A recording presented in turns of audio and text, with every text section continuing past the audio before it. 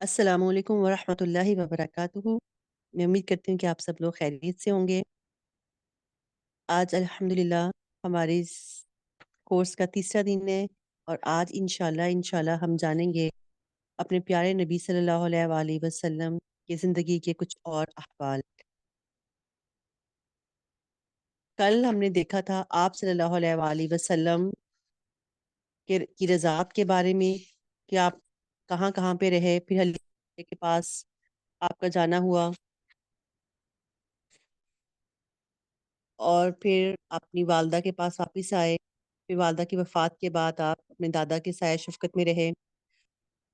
उसके बाद अपने चचा की कफ़ालत में आए और फिर अपने चचा के साथ मुल्क शाम का सफ़र किया, जहाँ पर एक राहिब ने आपको देख कर पहचान लिया कि आप आगे जाके नबी बनेंगे। आपकी जो निशानियाँ थी उससे वो पहचान गया, जो उनकी किताबों में लिखी हुई वो पाते थे। इससे हमें ये पता चलता है कि आप सल्लल्लाहु अलैहि वसल्लम के बारे में अल्लाह ताला ने पहले से ही जो किताबें थी, जो हज़रत मूसा अलैहिस्सलाम पे नाज़िल हुई, हज़रत ईसा अलैहिस्सलाम पे नाज़िल हुई, तौरात और इंजील में वाज़ेह तौर पे आप सल्लल्लाहु अलैहि वसल्लम के बारे में बता दिया था, आपकी निशानियों के बारे में बता दिया था। लेकिन वो लोग आपको पहचानने के बावजूद आप पर ईमान लेकर नहीं आए, सिर्फ़ अपनी ज़िद और अपनी अना की वजह से। फिर उसके बाद हमने देखा जंग फुजार के बारे में और हिल्फुल फ़ुज़ूल जो मुआहिदा हुआ था, आप सल्लल्लाहु अलैहि वसल्लम ने उसमें शिरकत की थी, जिसमें मज़लूम की मदद करने का अहद किया गया था। अब आज हम आगे देखेंगे आप सल्लल्लाहु अलैहि वसल्लम की ज़िंदगी के मज़ीद अहवाल। नहमदुहु व नुसल्ली अला रसूलिहिल करीम, अम्मा बाद, फ़अऊज़ु बिल्लाहि मिनश शैतानिर रजीम, बिस्मिल्लाहिर रहमानिर रहीम। रब्बि इश्रह ली सदरी व यस्सिर ली अमरी वहलुल उक़दतम मिन लिसानी यफ़क़हू क़ौली। रब्बि ज़िदनी इल्मा, अल्लाहुम्मा फ़क़्क़िहना फ़िद्दीन, अल्लाहुम्मा अख़लिसना लिवजहिकल करीम। आमीन या रब्बुल आलमीन। आज हम देखेंगे सबसे पहले अमली ज़िंदगी। क्योंकि नबी सल्लल्लाहु अलैहि वसल्लम यतीम पैदा हुए थे। यतीम उस बच्चे को कहते हैं जो नाबालिग हो और उसके वालिद की वफ़ात हो जाए, और आप सल्लल्लाहु अलैहि वसल्लम के वालिद तो आपकी पैदाइश से पहले ही वफ़ात पा गए थे। और आपके पहले आपके दादा फिर चचा ने आपकी कफ़ालत की, और आप सल्लल्लाहु अलैहि वसल्लम को अपने वालिद की विरासत में से जो हिस्सा मिला था वो कोई इतना ज़्यादा नहीं था। इसलिए जैसे ही आप थोड़े से बड़े हुए, काम करने के लायक हुए, तो आपने अपने पहले रज़ाई भाइयों के साथ, जो हलीमा सादिया के बच्चे थे, उनके साथ मिलकर बनी साद में बकरियाँ चराते रहे। और उसके बाद फिर जब आप मक्का में तशरीफ़ ले आए वापस, तो यहाँ पे भी अहले मक्का की बकरियाँ चराईं। कुछ अ, सिक्कों के एवज़ ये काम आप करते रहे, क्योंकि इस ये जो बकरियाँ चराने का अमल होता है, इससे बहुत कुछ सीखने को मिलता है। और अवाइल उम्र में बकरियाँ चराना जो था वो अम्बिया की सुन्नत है। एक बार अहद नबूवत में नबी सल्लल्लाहु अलैहि वसल्लम ने फरमाया, कोई भी नबी नहीं गुज़रा मगर इसने बकरियाँ ज़रूर चराई हैं। इसमें बकरियाँ चराने का जो अमल होता है, इससे एक तो आपके अंदर लीडरशिप क्वालिटीज़ पैदा होती हैं। पीछे रह के, क्योंकि बकरियों के पीछे-पीछे रहता है ना चरवाहा जो होता है, उनको चराने वाला, उनका ख़्याल रखना, उनको कंट्रोल करना, निगरानी करना उनकी, और ये चीज़ एहसास ज़िम्मेदारी पैदा करती है और सबसे बढ़कर सब्र लाती है। और फिर फ़ौरन फ़ैसला करना कि अगर आपकी बकरियाँ इधर-उधर जा रही हैं या कोई मसला हो गया, तो आपने कैसे फ़ौरन उससे जो है वो निपटना है। ये सारी सलाहियतें पैदा होती हैं इसी एक अमल से। उसके बाद जब आप सल्लल्लाहु अलैहि वसल्लम ज़रा बड़े हुए, जवान हुए, तो फिर ये रिवायात में आता है कि आपने तिजारत की। आप एक बेहतरीन साजी थे, बेहतरीन साथी थे, और आप ना तो बहस करते थे, ना झगड़ते थे, और आप मामलात में हद दर्जा अमानतदार और सच्चाई और परहेज़गारी के लिए मशहूर थे। चुनांचे इसी वजह से आप सल्लल्लाहु अलैहि वसल्लम का लक़ब अमीन पड़ गया। सबसे पहले मुल्क शाम का सफ़र हज़रत ख़दीजा रज़ी अल्लाह तआला अन्हा के माल की तिजारत। आपका यही शोहरा सुनकर, तारीफ़ सुनकर हज़रत ख़दीजा ने आपको तिजारत के लिए अपना माल पेश किया। वो शर्फ़ और माल दोनों के लिहाज़ से कुरैश की सबसे मोअज़्ज़ज़ ख़ातून थी। مطلب امیر بھی تھیں، بہترین خاندان سے بھی تھیں، اونچے خاندان سے بھی تھیں، اور ویل رسپیکٹڈ خاتون تھی وہاں پر اس وقت میں مکہ میں، اور لوگوں کو کچھ اجرت پر اپنا مال تجارت کے لیے دیا کرتی تھیں۔ انہوں نے پیشکش کے ساتھ یہ بھی عرض کی کہ وہ آپ کو سب سے اچھی اجرت دیں گی، کیونکہ آپ صلی اللہ علیہ وآلہ وسلم کے بارے میں انہوں نے بہت اچھی باتیں سن رکھی تھیں۔ حضرت خدیجہ نے اپنے غلام میسرہ کے ساتھ ملک شام کا سفر کیا، حضرت خدیجہ کے غلام میسرہ کے ساتھ ملک شام کا سفر کیا، وہاں خرید و فروخت کی، خوب نفع حاصل ہوا آپ صلی اللہ علیہ وسلم کو، اور اس قدر برکت ہوئی کہ پہلے کبھی نہیں ہوئی تھی۔ پھر مکہ واپس آئے اور امانت ادا فرما دی کہ جو مال تھا، جو اس میں منافع حاصل ہوا، وہ سب کا سب حضرت خدیجہ کے حوالے کر دیا۔ حضرت خدیجہ اس عمل سے بہت متاثر ہوئیں۔ حضرت خدیجہ رضی اللہ تعالیٰ عنہا سے شادی۔ ادھر حضرت خدیجہ نے امانت اور برکت کا یہ حال دیکھا تو دم بخود رہ گئیں۔ پھر میسرہ نے آپ کے بہترین شمائل، بہترین اخلاق کا ذکر کیا، اور پھر یہ بھی بیان کیا کہ دھوپ میں دو فرشتے آپ کے اوپر سایہ کرتے ہیں، وہ نظر تو نہیں آتے تھے لیکن آپ کے اوپر سایہ نظر آتا تھا۔ یہ حال بھی اس نے حضرت خدیجہ سے بیان کیا۔ تو حضرت خدیجہ نے اپنی ایک دوست کو، اپنی ایک سہیلی کو آپ صلی اللہ علیہ وآلہ وسلم کے پاس بھیجا کہ وہ آپ سے شادی کرنا چاہتی ہیں۔ آپ نے تجویز پسند کی، آپ کو پسند آئی بات، اور آپ نے اپنے چچاؤں سے گفتگو کی، انہیں بتایا اس طرح اس پرپوزل کے بارے میں۔ انہوں نے حضرت خدیجہ کے چچا عمر بن اسد کو پیغام بھیجا، بات طے ہو گئی۔ بنو ہاشم اور سردارانی قریش کے ایک مجلس میں 20 اونٹ، اور کہا جاتا ہے 6 اونٹ مہر پر نکاح ہو گیا۔ خطبہ نکاح ابو طالب نے پڑھا، جس میں اللہ کی حمد و ثنا کی، اور پھر آپ کے فضل و شرف کا ذکر کیا۔ اس کے بعد ایجاب و قبول کے کلمات کہے اور مہر بیان کیا۔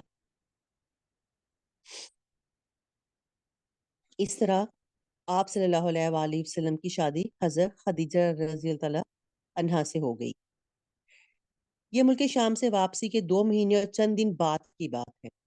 اس وقت آپ صلی اللہ علیہ وآلہ وسلم کی عمر 25 سال تھی، اور حضرت خدیجہ کی عمر ایک مشہور قول کے مطابق 40 سال تھی۔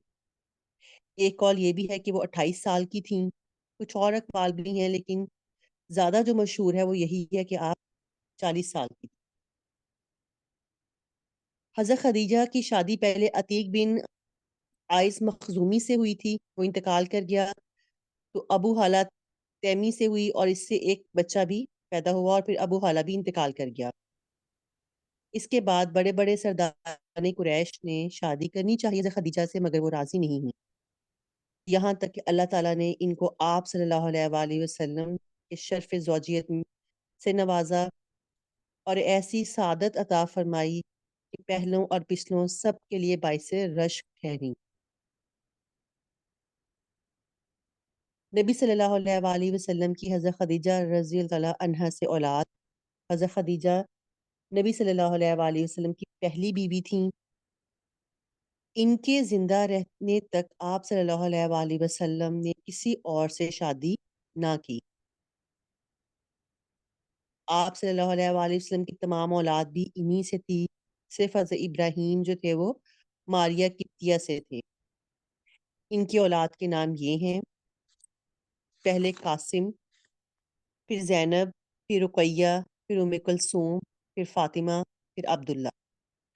کچھ لوگوں نے تعداد اور ترتیب دونوں میں اس سے اختلاف کیا ہے۔ آپ صلی اللہ علیہ وآلہ وسلم کے تمام بیٹے، مطلب دونوں بیٹے جو حضرت خدیجہ سے تھے اور جو ماریہ قبطیہ سے تھے، بچپن میں ہی فوت ہو گئے۔ البتہ تمام بچیوں نے عہد نبوت پایا، اسلام لے آئی اور ہجرت بھی کی، اور سب کی سب آپ کی زندگی میں بھی فوت ہو گئیں۔ صرف حضرت فاطمہ آپ کی وفات کے 6 مہینے بعد تک زندہ رہیں۔ یہ تھی آپ صلی اللہ علیہ وآلہ وسلم کی حضرت خدیجہ سے جو اولاد تھی۔ حضرت خدیجہ سے جب تک وہ زندہ رہیں، آپ صلی اللہ علیہ وآلہ وسلم نے کوئی دوسری شادی نہیں کی۔ تو حضرت خدیجہ کی وفات کے بعد پھر آپ صلی اللہ علیہ وآلہ وسلم نے دوسری شادی کی، اور آپ صلی اللہ علیہ وآلہ وسلم کی شادیوں کو لے کے جو بہت زیادہ اسلام پہ حملہ کیا جاتا ہے، تو اس کی بہت ساری وجوہات تھیں جو آپ صلی اللہ علیہ وآلہ وسلم نے مختلف شادیاں کی تھیں۔ اگر نعوذ باللہ آپ صلی اللہ علیہ وآلہ وسلم اس چیز کے شوقین ہوتے تو پھر اس عمر میں کرتے جس عمر میں انسان جوان ہوتا ہے۔ آپ صلی اللہ علیہ وآلہ وسلم نے یہ 50 سال سے بھی اوپر کی عمر میں جا کے پھر باقی شادیاں کی تھی۔ تو اس لیے یہ بالکل غلط بات ہے، بہت پروپیگنڈا جو ہے وہ آپ صلی اللہ علیہ وآلہ وسلم کے خلاف کیا جاتا ہے اس معاملے میں۔ پھر اس کے بعد بیت اللہ کی تعمیر اور حج اسود کے جھگڑے کا فیصلہ۔ آپ صلی اللہ علیہ وآلہ وسلم کی عمر کا 35واں سال 35th ایئر تھا کہ ایک زوردار سیلاب آیا جس سے خانہ کعبہ کی دیواریں پھٹ گئیں۔ یہ دیواریں ایک بار کعبہ میں آگ لگنے کی وجہ سے پہلے ہی کمزور ہو چکی تھیں۔ اب قریش مجبور ہوئے کہ اس کو دوبارہ سے تعمیر کریں۔ اس موقع پر انہوں نے فیصلہ کیا کہ اس کی تعمیر میں صرف اور صرف حلال مال ہی خرچ کریں گے، کہ بالکل جو حلال طریقے سے کمایا گیا مال ہوگا وہی لگائیں گے، کیونکہ اللہ کا گھر تھا۔ وہ بہت ظاہر ہے وہ بے شک وہ مسلمان نہیں تھے لیکن اپنے آپ کو دین ابراہیمی پہ کہا کرتے تھے، کہتے وہ مشرک شرک کیا کرتے تھے لیکن اپنے آپ کو ابراہیم علیہ السلام کی اولاد کہا کرتے تھے اور ان کہتے تھے کہ ہم انہی کے دین پر ہیں۔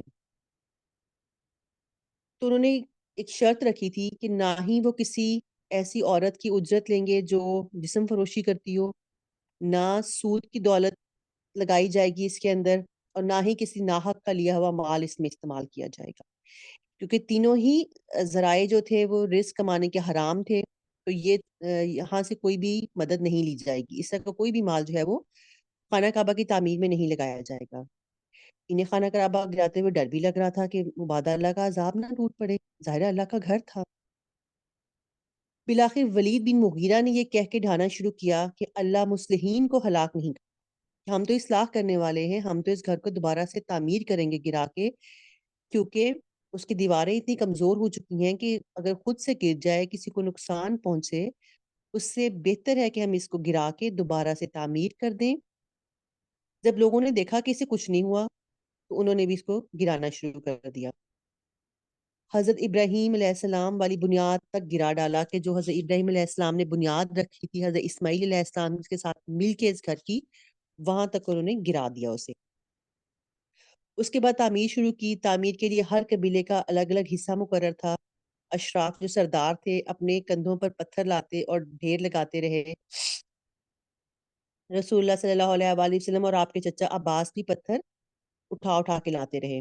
تعمیر کا کام باقوم نامی ایک رومی معمار کر رہا تھا، چنانچہ مال اتنا جمع نہ ہو سکا کہ عمارت حضرت ابراہیم علیہ السلام کی بنیادوں پر مکمل کی جا سکتی، اس لیے شمال کی طرف تقریباً 6 ہاتھ چھوڑ کر اس پر ایک چھوٹی سی دیوار اٹھا دی گئی تاکہ علامت رہے کہ یہ کعبہ کا حصہ ہے۔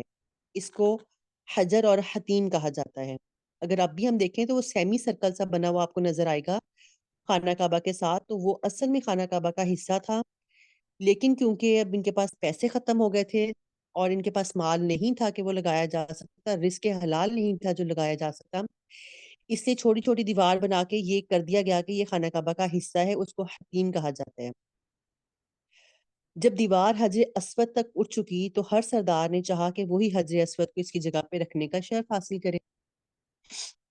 اس پر سخت جھگڑا کھڑا ہوا جو 4 5 روز جاری رہا اور قریب تھا کہ حرم میں خون خرابہ ہو جاتا، لیکن ابو امیہ نے جو سب سے زیادہ عمر رسیدہ تھا یہ کہہ کر فیصلے کی ایک صورت پیدا کر دی کہ مسجد حرام کے دروازے سے جو شخص سب سے پہلے داخل ہوگا اس کو ہم حاکم مانیں گے، وہ جھگڑے کا جو فیصلہ کرے گا ہمیں منظور ہوگا۔ اور اللہ کی مشیت دیکھیں کہ اس کے بعد سب سے پہلے جو شخص داخل ہوا وہ آپ صلی اللہ علیہ وآلہ وسلم تھے۔ قریش نے دیکھتے ہی کہا کہ یہ محمد ہیں جو امین ہیں، ہم ان سے راضی ہیں کہ یہ جو بھی فیصلہ کریں گے ہمیں منظور ہوگا۔ حجر اسود جو ہے یہ جنت سے آیا ہوا ایک پتھر ہے، اور طواف جب شروع کیا جاتا ہے تو حجر اسود سے شروع کیا جاتا ہے، اور قیامت کے دن جو ہے وہ حجر اسود کو 2 آنکھیں دی جائیں گی اور زبان دی جائے گی جس سے وہ ان لوگوں کے حق میں گواہی دے گا جس نے اس کو خلوص نیت کے ساتھ جو ہے وہ بوسہ دیا ہوگا۔ اس کو چھوا ہوگا. تو یہاں پہ ہمیں یہ بھی پتہ چلتا ہے کہ نیت کتنی اہم ہوتی ہے. ہم حج اور عمرہ کرنے تو جاتے ہیں، بڑے شوق سے جاتے ہیں، لیکن ہم کس نیت سے جا رہے ہوتے ہیں کہ ہم واپس آئیں تو لوگ ہمیں حاجی کہیں، لوگ ہمیں کہیں کہ یہ بڑا نیک ہے. تو دیکھیں کہ ہم اپنے کیے کرائے پہ سارے پہ پانی پھیر لیتے ہیں اگر ہماری نیت درست نہیں ہوتی، کیونکہ قیامت کے دن نیتیں بھی تولی جائیں گی. بظاہر تو ہم کسی کے عمل کو دیکھ کے بالکل کچھ نہیں کہہ سکتے کہ یہ شخص جو ہے وہ اس کی نیت کیسی ہے. وہ تو اللہ تعالیٰ کی ذات جاننے والی ہوتی ہے. تو جس نے حق کے ساتھ اس کو چھوا ہوگا یا اس کو بوسہ دیا ہوگا وہ اس کے حق میں گواہی دے گا. پھر آپ صلی اللہ علیہ وآلہ وسلم ان کے پاس پہنچے تو آپ کو تفصیل بتائی گئی. آپ نے اس کا حل یہ نکالا کہ ایک چادر لی، اس میں حجر اسود کو رکھا اور سب سرداروں سے کہا اس کا کنارہ پکڑ لیں، اوپر اٹھائیں. سب نے ایسا ہی کیا. جب چادر حجر اسود کی جگہ تک پہنچ گئی تو آپ نے اپنے مبارک ہاتھ سے حجر اسود کو اس کی جگہ پر رکھ دیا. یہ اتنا عمدہ فیصلہ تھا، اس پر سب خوش ہو گئے. حجر اسود زمین سے 1.5 میٹر بلندی پر ہے اور دروازہ تقریباً 2 میٹر اونچا ہے. قریش نے اسے اتنا اونچا اس لیے رکھا تاکہ ان کی اجازت کے بغیر کوئی شخص کعبہ میں داخل نہ ہو سکے. دیواریں 18 ہاتھ بلند ہیں جبکہ پہلے 9 ہاتھ تھیں. اندرون کعبہ 2 قطاروں میں 6 ستون کھڑے کیے گئے ہیں اور 15 ہاتھ کی بلندی پر چھت بنائی گئی ہے، جبکہ پہلے نہ ستون تھے اور نہ چھت تھی. تو اس طرح جو تھا یہ سارا معاملہ آپ صلی اللہ علیہ وآلہ وسلم کی زندگی میں ہوا اور آپ نے بہترین فیصلہ کیا جس پہ تمام سردار جو تھے وہ بہت خوش بھی ہوئے اور معاملہ خوش اسلوبی کے ساتھ طے ہو گیا جو خون خرابہ کی طرف جا رہا تھا. نبوت سے پہلے آپ صلی اللہ علیہ وآلہ وسلم کی سیرت. آپ صلی اللہ علیہ وآلہ وسلم بچپن سے ہی سلیم العقل، پاک دامن اور بھرپور قوت کے مالک تھے. جوانی اور پختگی کا زمانہ آیا تو آپ کی خوبیاں اور بھی نکھر کر سامنے آ گئیں. آپ کی درست سوچ، صحیح نظر، بہترین اخلاق اور عمدہ عادات کا بلند پایا نمونہ تھے. سچائی، امانت، مردانگی، شجاعت، عدل اور حکمت، زہد اور قناعت، بردباری اور عفت، صبر و شکر، حیا، وفا، خیر خواہی، تواضع سب میں ممتاز تھے. بھلائی اور احسان میں آپ کا کوئی ثانی نہیں تھا. یہ آپ صلی اللہ علیہ وآلہ وسلم کی خوبیاں تھیں. آپ صلی اللہ علیہ وآلہ وسلم یہ ایک حدیث کا مفہوم ہے، میرے رب نے مجھے ادب سکھایا اور بہترین سکھایا. کیونکہ آپ صلی اللہ علیہ وآلہ وسلم کی یہ خوبیاں، یہ اخلاق تو ان کی نبوت سے بھی پہلے کے ہیں، اور اس کے بعد نبوت ملنے کے بعد آپ صلی اللہ علیہ وآلہ وسلم کو سکھانے والی رب کی ذات. آپ صلی اللہ علیہ وآلہ وسلم صلہ رحمی کرتے تھے، لوگوں کا بوجھ اپنے سر لے لیتے تھے، تنگ دست کی ایسی مدد فرماتے کہ مالدار ہو جاتا یا روزگار پہ لگ جاتا، مہمان کی میزبانی کرتے اور مصیبت کے مارے ہوں سے تعاون فرماتے. آپ صلی اللہ علیہ وآلہ وسلم فطرت سلیم پر تھے. آپ صلی اللہ علیہ وآلہ وسلم تک کوئی دعوت تو نہیں آئی تھی، ابھی کوئی وحی نازل نہیں ہوئی تھی. اس کے باوجود آپ کی اخلاق، آپ کا کردار بہترین تھا، کیونکہ آپ صلی اللہ علیہ وآلہ وسلم فطرت پر تھے. اللہ نے آپ صلی اللہ علیہ وآلہ وسلم کی حفاظت و نگہبانی کا خاص انتظام فرمایا تھا اور قوم کے اندر پھیلی ہوئی خرافات اور برائیوں کے خلاف آپ کے دل میں نفرت ڈال دی تھی. چنانچہ آپ صلی اللہ علیہ وآلہ وسلم بتوں کی عید پر حاضر ہوتے، نہ شرک کے میلوں میں جاتے، کہ جیسے ان کے میلے وغیرہ ہوتے تھے اور اس طرح کے جو کام یہ کیا کرتے تھے اس میں کبھی شریک نہیں ہوتے تھے. آپ آستانوں یا غیر اللہ کے نام پہ ذبح کیا ہوا جانور کھاتے نہیں تھے اور نہ ہی بتوں کو چھوتے اور نہ ان سے تقرب حاصل کرتے. آپ ان تمام خرافات اور برائیوں سے دور رہا کرتے تھے. لات اور عزا کی قسم تو سننا بھی گوارا نہیں فرماتے تھے. یہ وہ بت تھے جو خانہ کعبہ میں رکھے ہوئے تھے، جن کی مشرکین مکہ عبادت کیا کرتے تھے اور ان کی قسمیں کھایا کرتے تھے.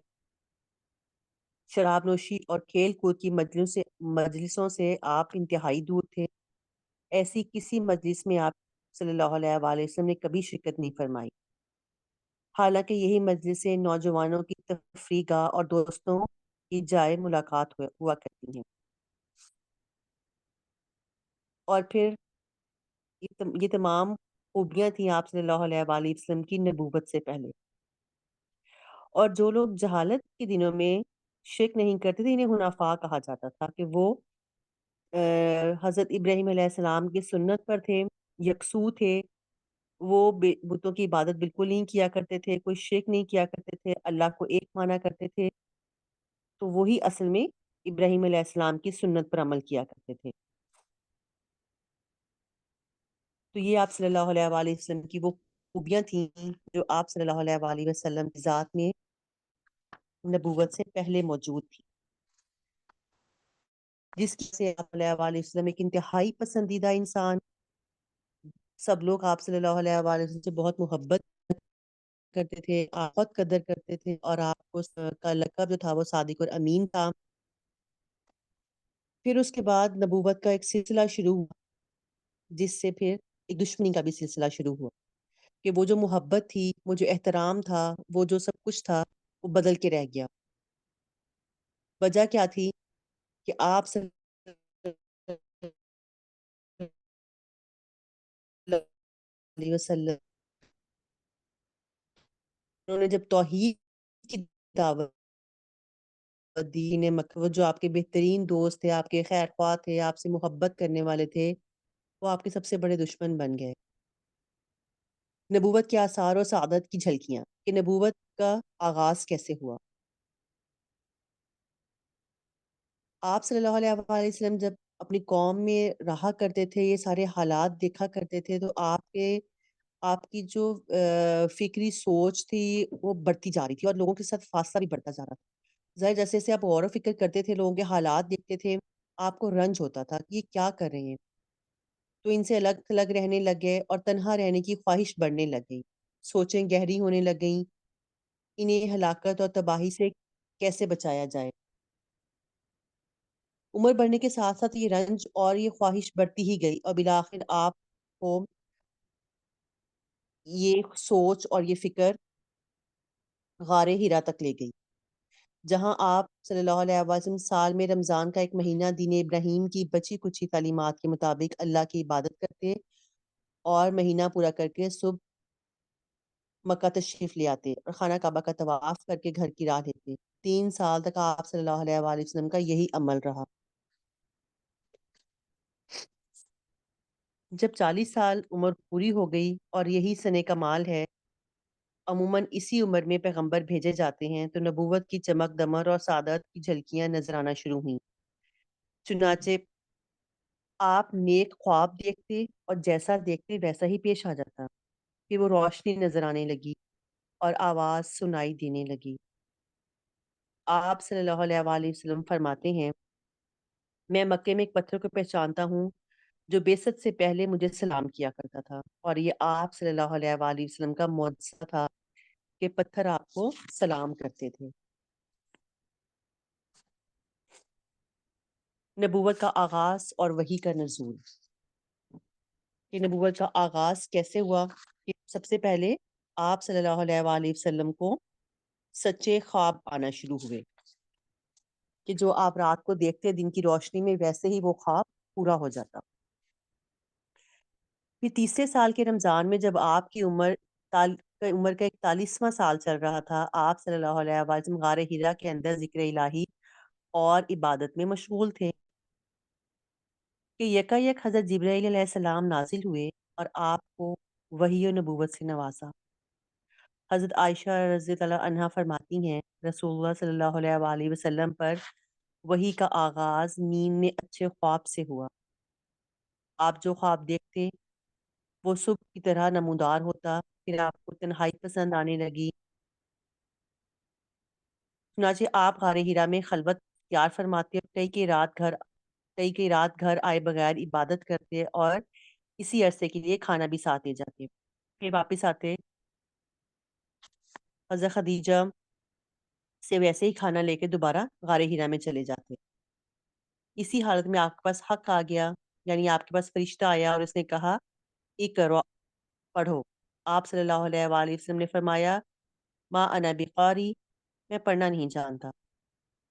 آپ فرماتے ہیں، اس پر اس نے مجھے پکڑ لیا اور اس زور سے دبوچا کہ مجھے चूर कर डाला, फिर छोड़कर कहा इकरा, पढ़ो। मैंने कहा माँ अना बिकारी, मैं पढ़ना नहीं जानता। इसने दोबारा पकड़कर दबोचा और चूर कर डाला, फिर छोड़कर कहा इकरा, पढ़ो। फकुलतु माँ अना बिकारी, मैंने कहा मैं पढ़ा हुआ नहीं हूँ। इसने तीसरी बार दबोचा और कहा इकरा बिस्मि रब्बिकल्लज़ी खलक, खलक़ल इंसान मिन अलक, इकरा व रब्बुकल अकरम, अल्लज़ी अल्लम बिल कलम, अल्लमल इंसान मा लम यअलम। पढ़ अपने परवरदिगार के नाम से जिसने पैदा किया, इंसान को लोथड़े से पैदा किया। पढ़ तेरा रब बड़ा करीम है, जिसने कलम के जरिए इल्म दिया, इंसान को वो बात सिखाई जिसे वो जानता नहीं था।